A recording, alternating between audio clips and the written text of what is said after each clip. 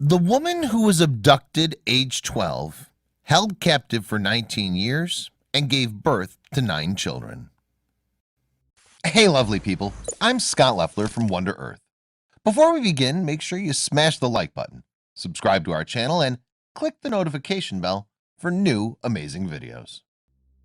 It's 2016 and Rosalind McGinnis has just arrived in the Mexican border city of Nogales.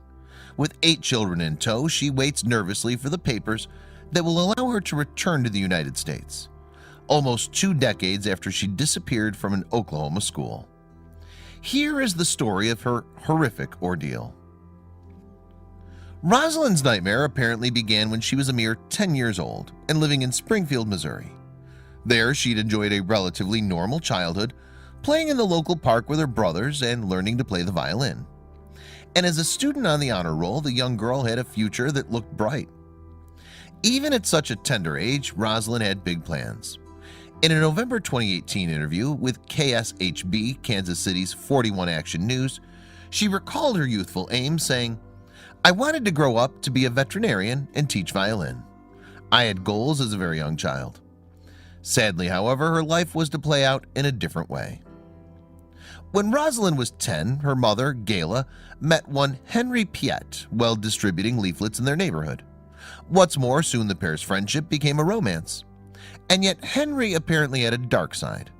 According to Rosalind, he started to sexually abuse her, a trauma that she says remained etched in her memory to this day. "It's like life stops the moment you're sexually abused," Rosalind told 41 Action News. "You can remember every detail, everything. Like where you were. The sun was shining." She said, "It's kind of hard to explain to someone who hasn't been through that, but it's like imprinted on your mind." Furthermore, Rosalind believes her mom, Gayla, was aware that Henry was abusing her and claims that she did nothing to prevent it. And it seems that things got worse when Henry later relocated the family to Wagner, Oklahoma. There, you see, the McGinnises found themselves cut off from their loved ones back in Missouri. Henry soon married Gayla too, but Rosalind says she never saw him as a father figure. "He knew exactly who to target and how to get what he wanted," she continued. "He was never a stepfather. He was a child predator who moved into my neighborhood and targeted my family." In Oklahoma, Rosalind claims the abuse continued. Then, when she was 11 years old, events reportedly took a bizarre turn. Allegedly, Henry attempted to marry his young stepdaughter, asking his son to officiate a ceremony in a van. It's also said that he subjected Gayla to at least one violent beating. By all accounts, Gayla then decided to leave her abusive husband, taking her child back to stay with a grandparent in Missouri. However, Henry apparently caught up with them there and forced them to return to Oklahoma, where they moved into a tent outside the small town of Gore. And yet, soon enough, says Rosalind, Gayla tried to escape once more. This time it seems that Gayla fled with her children to a woman's refuge, but that this still wasn't enough to keep Rosalind safe. And on January 31st, 1997, she was attending Pansy Kid Middle School in the city of Poteau, Oklahoma, when a man arrived to collect her, whisking her away from her family to begin an allegedly terrifying ordeal. With her daughter now missing, Gayla reached out to Child Search Ministries, and soon the organization had produced flyers bearing Rosalind's details, along with the heartfelt plea, "Please help find this child." The accompanying text also suggests that Henry might have played a role in the young girl's disappearance. However, Rosalind appeared to have vanished without a trace, and just prior to her 13th birthday, the searches would ultimately cease. For 19 long years, in fact, her whereabouts remained a mystery. But then in 2016, she re-emerged, saying that she'd been held against her will by Henry in Mexico during the intervening time. A shocking story then began to emerge. According to Rosalind, it was her stepfather, Henry, who had kidnapped her from school all those years ago. "I didn't know what was happening," she reported to 41 Action News. "The next thing I know, my mother's not there, my brothers are not there, and none of my family are there, and I'm by myself with this man." Rosalind said that Henry had taken her to Tulsa, Oklahoma, where he rented a hotel room. And there it's claimed he managed to convince the terrified girl that she'd been complicit in his abuse, and that she faced being sent to a mental institution if they were found. "That was the last thing that made me feel helpless," she recalled. It's reported that in order to disguise Rosalind's identity, Henry forced her to wear glasses and dye her hair black. He also apparently told her that she would have to relinquish her name and instead give her the first of various aliases. And allegedly, after months of being sexually and physically abused by her stepfather, Rosalind fell pregnant, although she ultimately lost the baby. "I was scared and I was so confused and I didn't even know what was happening," Rosalind said. "Looking back on what happened to me, I don't even know how any human can do that to a child, what he did to me." However, by all accounts, the abuse continued, with Henry shuttling his stepdaughter between different hotels during those initial months. It's claimed that Henry was then eventually able to smuggle Rosalind south into Mexico, and it was apparently there a few years later, when she was just 15 years old, that Rosalind gave birth to their first child. Despite the arrival of a young son, though, it seems that they were living in abject poverty, sleeping in a rotting mobile home without access to proper utilities. What's more, Rosalind's brood continued to grow, despite her desperate circumstances. And reportedly, while Henry spent what little money they had on drugs and alcohol, his stepdaughter resorted to begging in order to keep the children fed. Rosalind said that at one stage she'd raise funds by selling homemade ice cream, but that Henry kept her under close observation even then. Rosalind also claims that on a number of occasions she attempted to escape her captor, yet it seems that he always managed to catch up with her, doling out harsh punishment to boot. "When I was caught, the consequences were great," Rosalind continued in her interview with 41 Action News. "Eventually, at one point in time, it didn't affect me anymore because I was used to it." Then, as the years passed, the violence reportedly continued.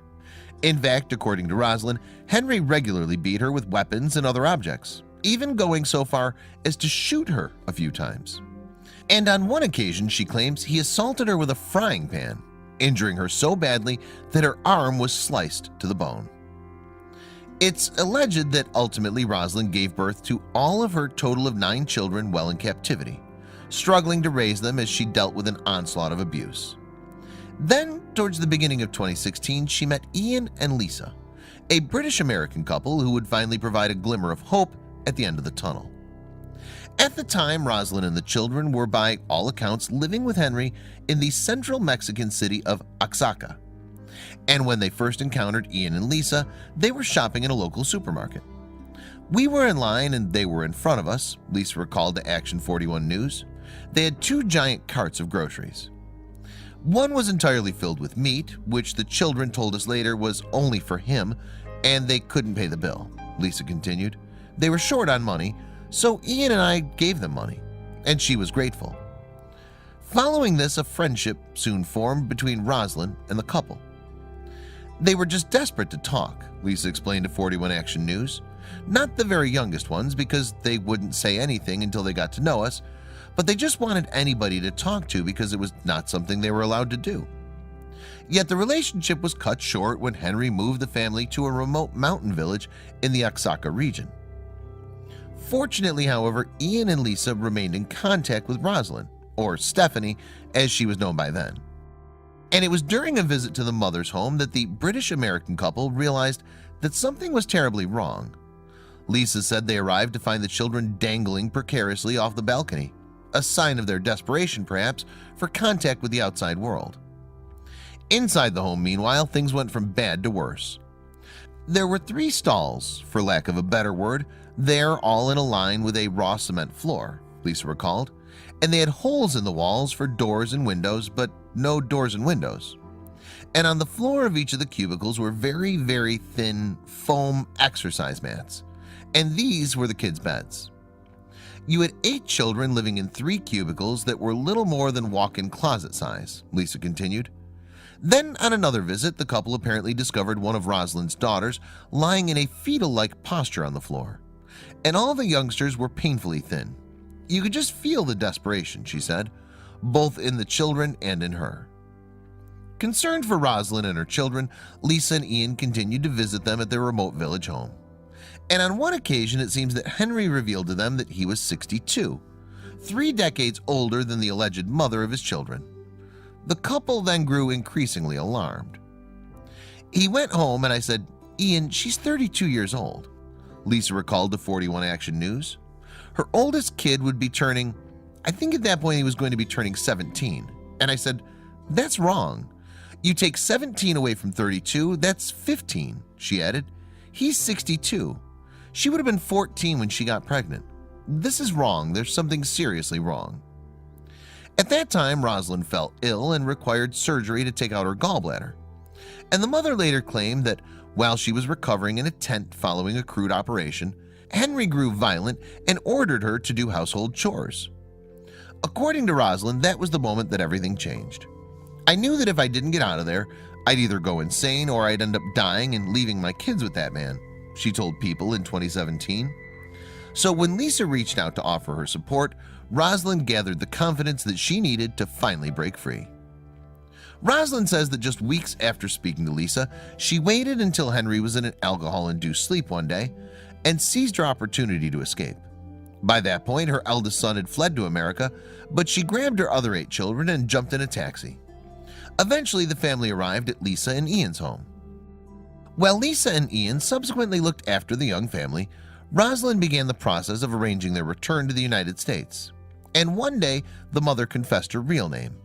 Lisa then quickly found Rosalind's details online and realized that she's the same person who had gone missing 19 years earlier. The family subsequently made their way to Oaxaca to speak to the U.S. consulate in the city. However, officials there weren't able to help. So desperate, Rosalind reached out to Lisa, who contacted the National Center for Missing and Exploited Children on her behalf. Using the organization's advice, Rosalind then took the children by bus to Nogales, a city some 1,600 miles north of Oaxaca. And there they at last received the documents they needed to make it home. Leaving their ordeal behind, they finally arrived in the United States later in 2016, with their wider family greeting them in Kansas City, Missouri. "Me and my kids rode an airplane together for the first time," Rosalind told 41 Action News. "I was scared. They were scared. But they were so excited too." Yet even though she and her children were at last safely across the border, Rosalind remained frightened that her alleged abuser would find her. "She would tell me about the nightmares," Lisa recalled. "Every single night. I swear to God he was standing over me." Eventually, Rosalind decided to open up about her experience in the hope that Henry might be brought to justice. And her wish seemingly began to come true in October 2017, when the authorities arrested him as he was trying to cross into the United States. In November 2017, Henry appeared in court facing charges of kidnapping and traveling with the intent to engage in a sexual act with a juvenile. So far, he's denied the charges, claiming that Rosalind is his wife and that the vast majority of her allegations are lies. As of December 2018, he's in Wagner County Jail, Oklahoma, awaiting trial. Meanwhile, things have been tough for Rosalind and her children. Apart from everything else, although the family are now safe from the alleged abuse, they've had to contend with financial difficulties. In fact, the cost of healthcare, rent, and tutoring for the kids have left the family struggling to make ends meet.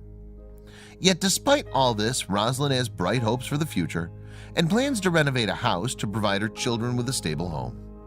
Meanwhile, a GoFundMe account established by her cousin, Dana Archuleta, has so far raised almost $40,000 to help them on their journey. And for now, it seems that McGinnis is simply happy to have escaped with her life. As she said to 41 Action News, "It's a miracle I'm sitting here today."